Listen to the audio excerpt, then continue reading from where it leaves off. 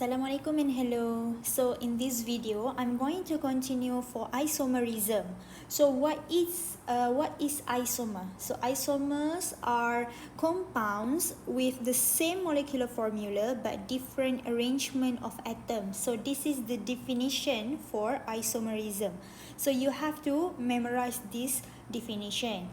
So from here, we are going to be introduced to how many types of isomerism. So there are two main types of isomerism, which are the first one is constitutional or structural isomers, and the second one is stereoisomerism. So for stereoisomerism, bawah dia ada another two more, which is more specific lah. There are cis-trans isomer dan juga enantiomers. Nama lain untuk enantiomers adalah optical isomer. Okay, so for your syllabus, you are going to learn all of this except for optical isomerism. Okay, enantiomers ni awak tak akan belajar. And then untuk cis-trans isomer, for this one you are going to learn in chapter 3. Okay, chapter 3, di mana chapter 3 awak akan belajar tentang alkin. So itu apa yang awak akan masuk dekat bahagian alkin nanti. Next, apa yang kita belajar for this part, we are going to learn about constitutional isomer.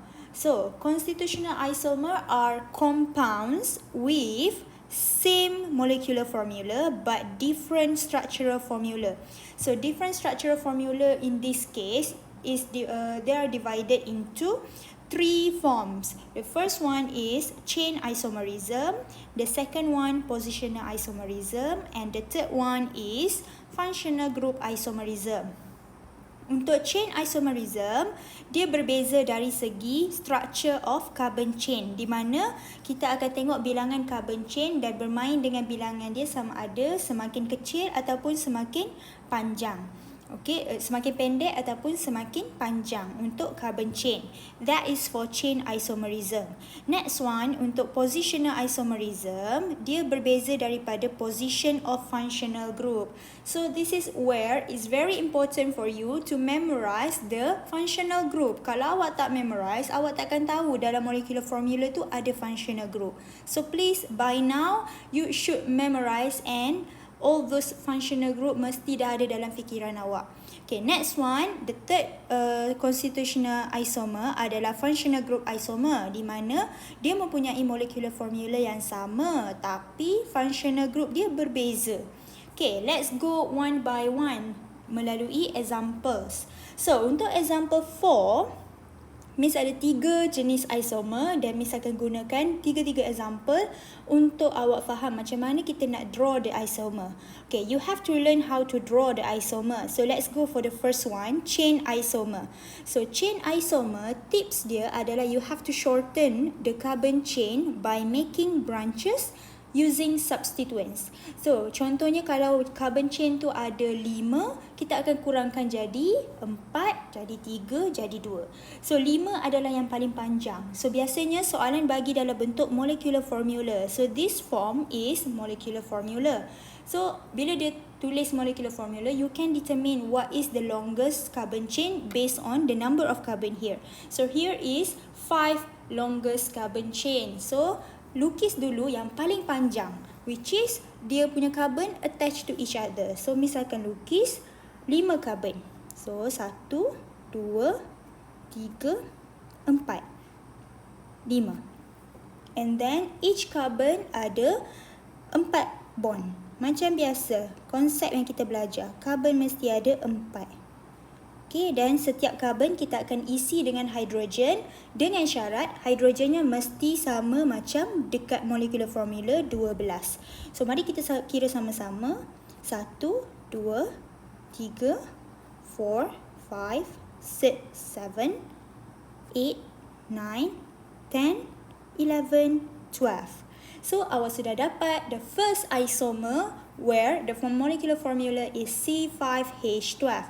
Dan jangan lupa label. Ini adalah A.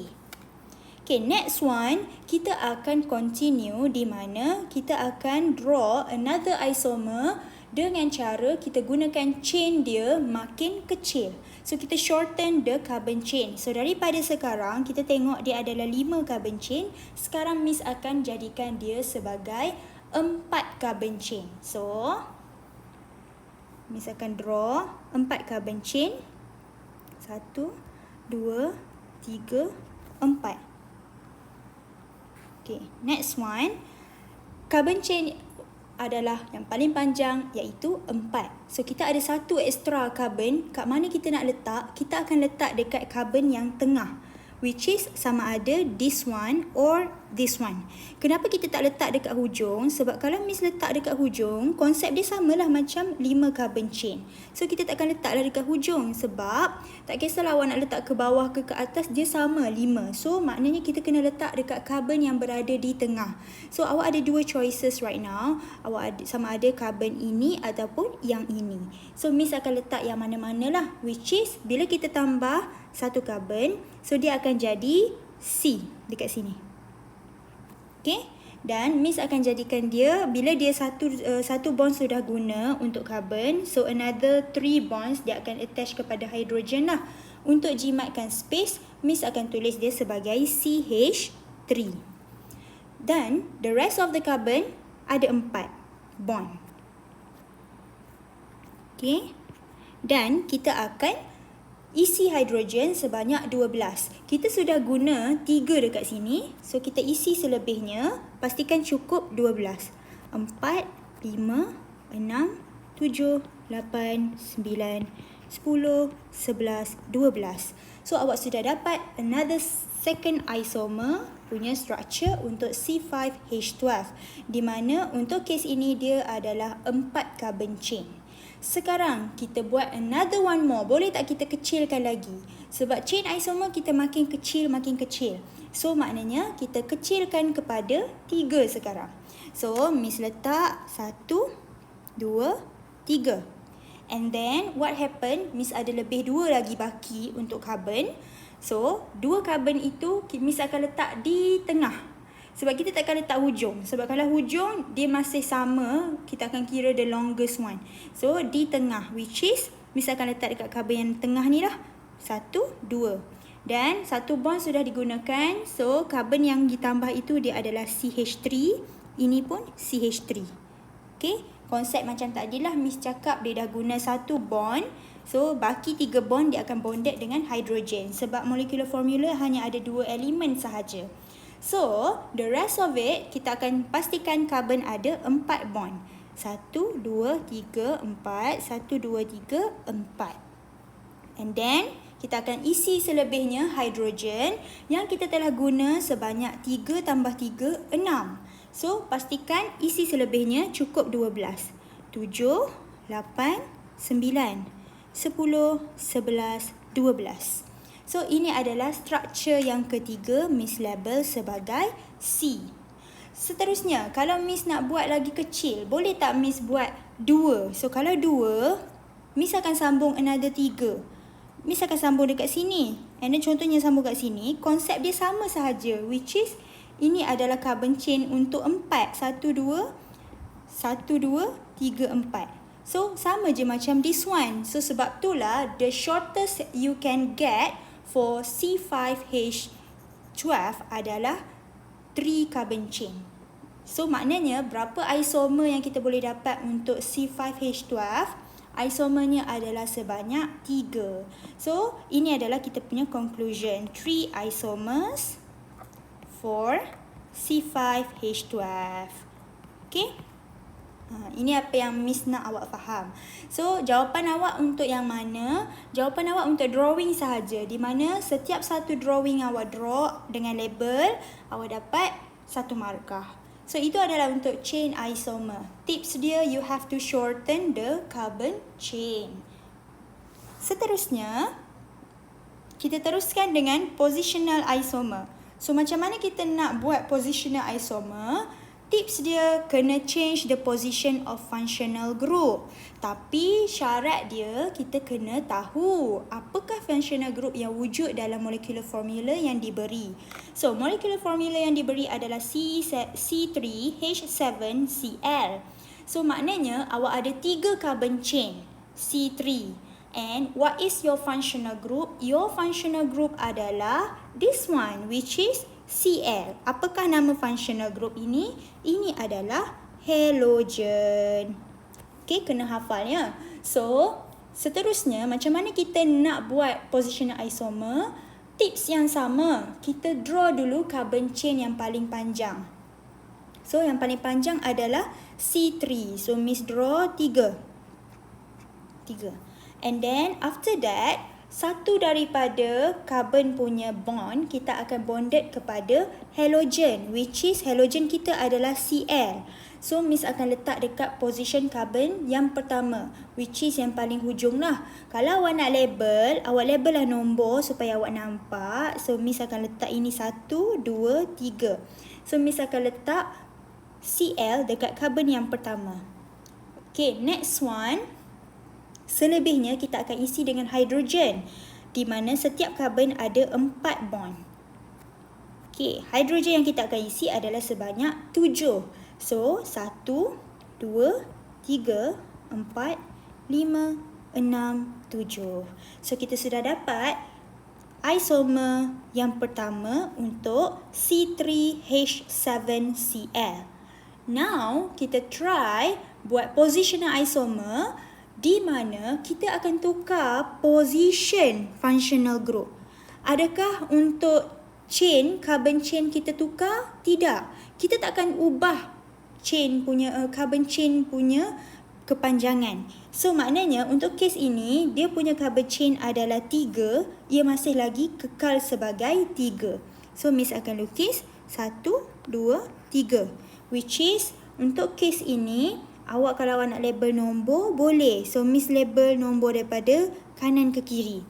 So, konsep dia, walau macam mana pun, apabila awak ada 3 carbon, daripada hujung sebelah kiri ataupun hujung sebelah kanan, awak punya carbon akan jadi nombor 1. Depends on your numbering. So, that's why awak boleh assume paling hujung ni adalah nombor 1 ataupun nombor 3. So depends on your numbering. So right now, what I'm going to do another isomer for positional isomer. Macam mana Miss akan change position functional group. So functional group pada awalnya berada di carbon number 1. Sekarang dia akan berada di carbon number 2 yang sebelah dengan dia. So Miss akan tambah 1 bond kepada Cl. Dan selebihnya carbon akan ada 4 bond. So, setiap daripada bond untuk carbon itu attach kepada hidrogen sebanyak 7. So, Miss dapatlah the second isomer, which is dia punya structure adalah B. Okay, kalau tengok kat sini, position of your functional group halogen berada daripada karbon pertama kepada karbon kedua. Sekarang, perlukah kita lukis another position for Cl dekat karbon hujung sini? Tidak perlu sebab dia sama macam case A. Sebab tu Miss tunjukkan different numbering. So numbering awak, kalau awak mula daripada kanan ke kiri, awak akan dapat number 1 dekat sini lah. Kalau awak mula daripada kiri ke kanan, number 1 awak akan berada di sini lah. So, mana-mana numbering, hujung dia tetap akan jadi nombor 1. So, kita akan lukis berapa sahaja bentuk isomer. We just got 2 isomers for C3H7Cl.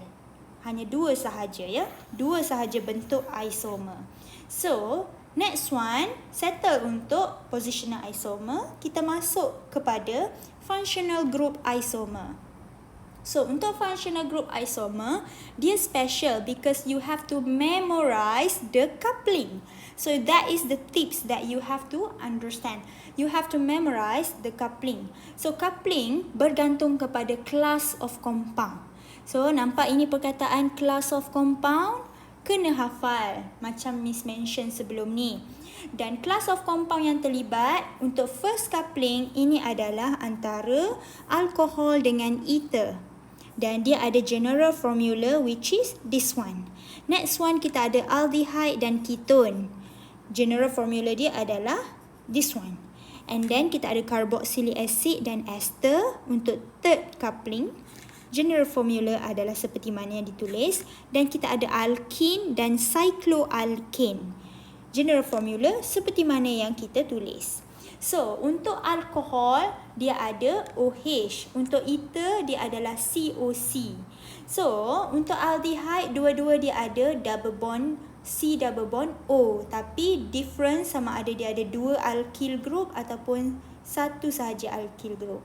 And untuk carboxylic acid dan ester, beza dia hanya ada C double bond O OH. Untuk this one, dia akan buat tukar port structure dia sahaja. So, awak akan tengok macam mana pula untuk alkene, dia ada double bond antara carbon, tetapi apabila dia tukar kepada cycloalkane, dia berada dalam bentuk ring, di mana double bond itu sudah hilang. So, sekarang macam mana kita nak buat? Miss ada bagi satu contoh, which is awak punya coupling adalah C2H6O. So, adakah awak perlu hafal dia punya general formula? Sebenarnya tak perlu hafal pun general formula. Awak hanya perlu faham konsep dan kena hafal coupling ini sahaja. So, awak diberi C2H6O.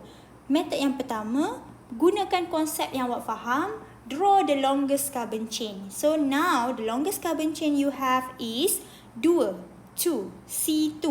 So, lukislah dua carbon. 1, 2. And then after that, setiap carbon ada 4 bond.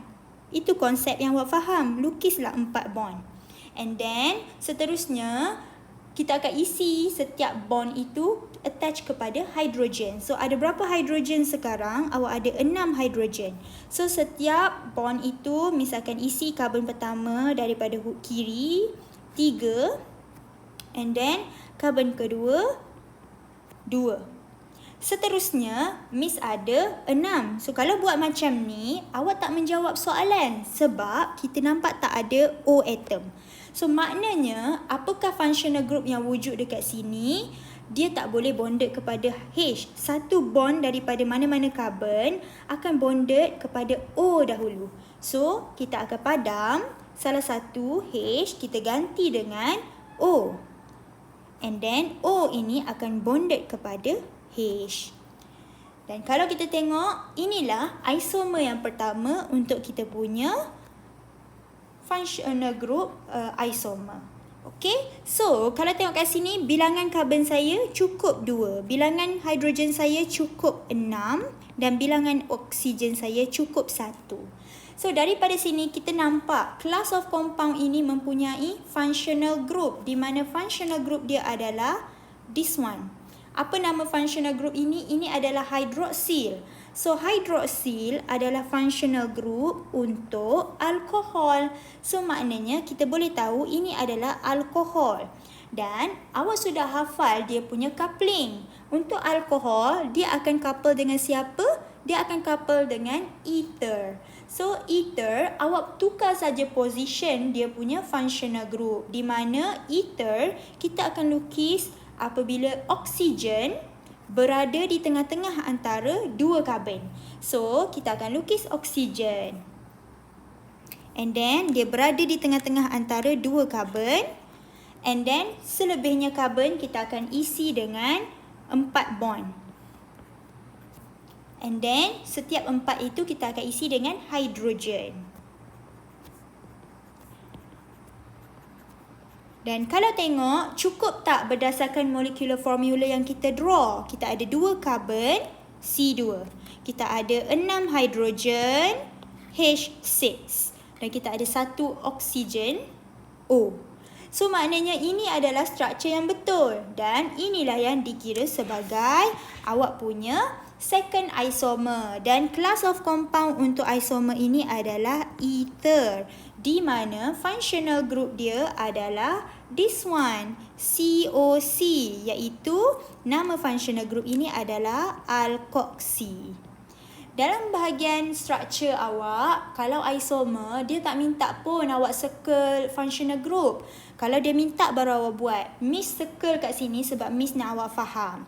So, macam mana nak jawab kalau kita tak ingat functional group? Nampak tak pentingnya functional group itu dan juga class of compound. So, maknanya untuk functional group isomer, awak kena ingat dia hanya akan ada 2 sahaja structure sebab dia adalah couple. Kalau tengok, each couple ada 2. Tapi kalau untuk chain isomer dengan positional isomer, dia bergantung kepada position dan juga carbon chain awak. Dia boleh ada 3, dia boleh ada 2, dia boleh ada 6, 7, 8. So depends on your question. Dan seterusnya, ada certain case di mana satu molecular formula boleh buat 3 isomer. So depends on the question given.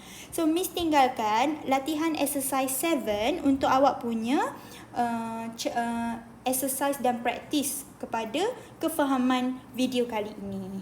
So itu sahaja. That's all from me. Thank you.